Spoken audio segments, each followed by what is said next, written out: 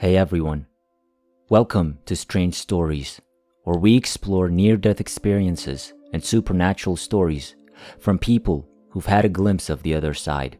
If you enjoy our content, please consider liking the video and subscribing to our channel. Without further ado, let's get to the story of the day. Here I am, in free fall with my own will. Where should I begin with this story, I wonder? I drowned when I was 12 years old and had a near-death experience. I already felt like an outcast before this occurred, despite my best efforts to conceal this from others and, at times, from myself. I knew I was never truly at home here and was only passing through, that my parents were not my source of support and that I was here for a reason. I knew I was safe in being guided. I also knew stuff I shouldn't have known given my age and the conditions of my upbringing. My foresight was always correct. I was aware that I was tired in a way that was not produced on Earth. I received the distinct impression that I would always long to return to my true home. I suffer from chronic loneliness, which I've learned to cope with. I drowned because I had just recently relocated to the Netherlands and had yet to learn to speak or read Dutch. No swimming was posted in Dutch on a sign beside the pond. This was due to the hazardous whirlpools.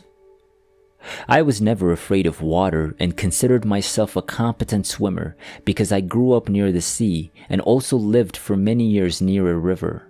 It was a beautiful day, so I went for a stroll with my buddy Ike along the dike near Rijswijk.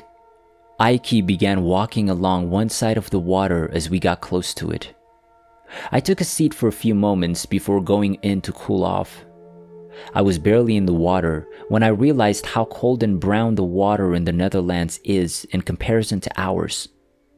Someone appeared to have seized both of my legs and was pushing me to the bottom.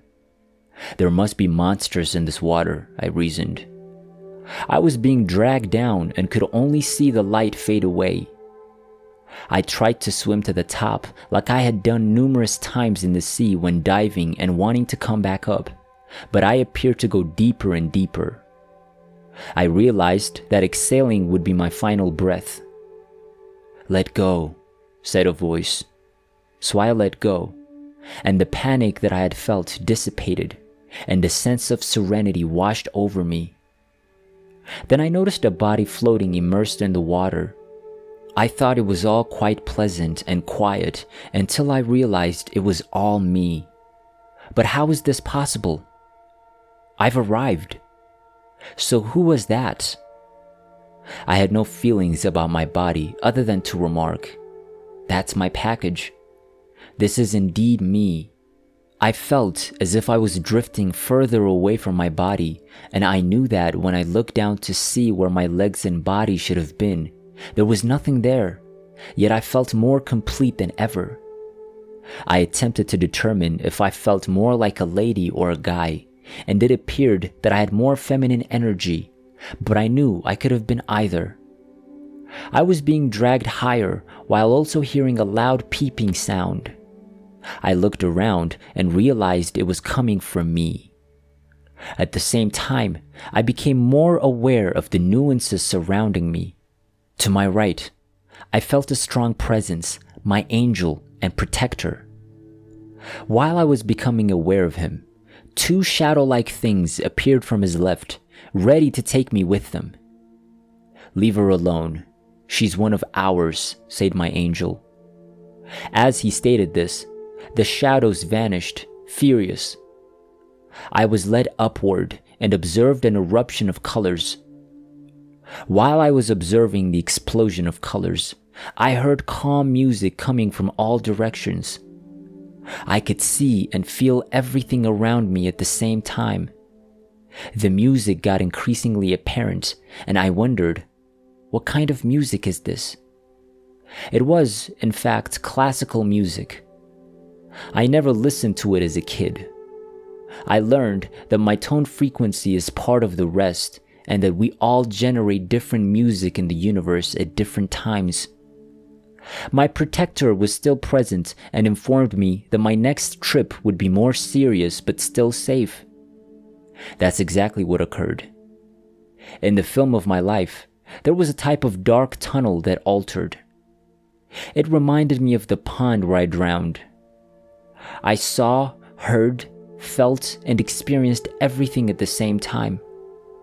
When I saw how upset my parents would be if I didn't return home, I knew I was terribly angry and sad. We made it through the war together, and now they're going to lose me in this way. My mom would be devastated. I witnessed this in detail, and it caused me much distress. My father would be in the same situation. Later in life, my younger brother would miss me.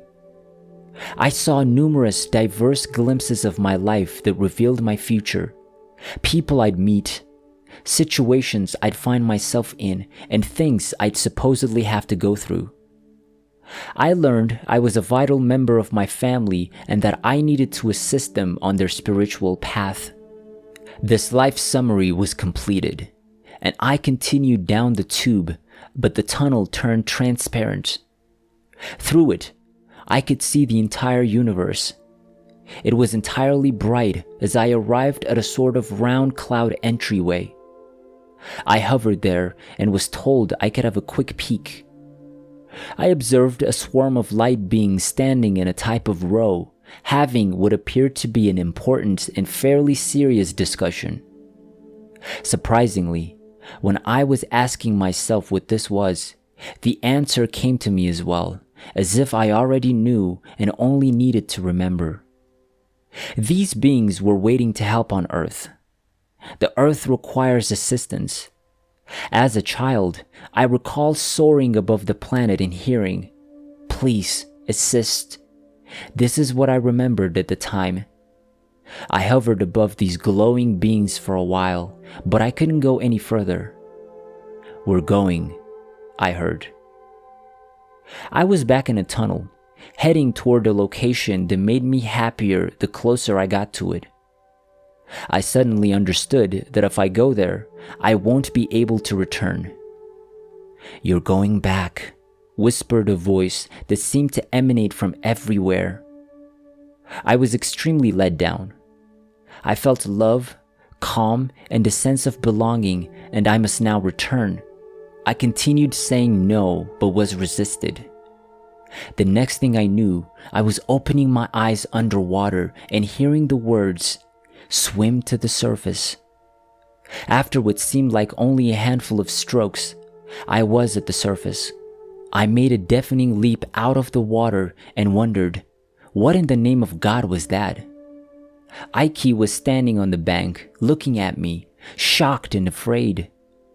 She indicated with her hand that she had been seeking for me. I sat down because I was shivering. She wrapped a sweater around me. I'm not sure how we got to our pensions. I knew we were still walking, but it didn't seem like we had arrived. It appeared that I was someone else. That sensation would stay with me for years. I didn't dare to tell my mom what had happened because she was a severe ma'am. She came down on my head a little over having gone swimming when I got home and saw that my hair was damp. That night, I didn't dare to sleep. I wanted to know what had happened to me, but I was frightened of dying again and losing my parents. Because of what I had witnessed before, I could sense their regret.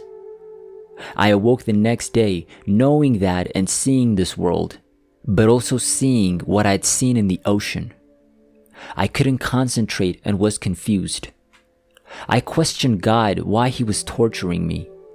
In response, I heard that we will take away a lot of those memories since it is too much for you at once, but that you will gain them all over the course of your life. That's exactly what occurred. I was no longer seeing doubled visions, but rather normal daily life. I was already a closed book, but this sealed the deal. I knew I had a close link with God from infancy, and we had chats, but this was beyond all of that. We had escaped the war. I did not have a good childhood, was extremely sensitive and experienced memories and experiences that I should not have had from birth. I felt like I'd been different for a long time. I yearned to be normal, but this experience made it even more difficult. Meanwhile, I've turned 40 years old. I could write a book about the magical times in my life. The odd thing is that I've already been assigned a title for the book I'm working on. I've been hesitant for 28 years since it would be personal and expose me, but I know I have to deal with it. If it does not become a book, I genuinely hope that anyone who reads it may find something for themselves in it, perhaps rediscovering or strengthening their own connection with our source. I know I should write this book, even if it's only for myself. You are continually learning from the minute you arrive until you go, and I have a lot of lessons ahead of me. Even now, as I write this, I'm learning another vital lesson. I originally chose eternity and the satisfaction of remaining here. I was reminded of the lesson I'd learned during my near-death experience. My heart is only performing at 25% capacity, but I know that everything is proceeding as planned.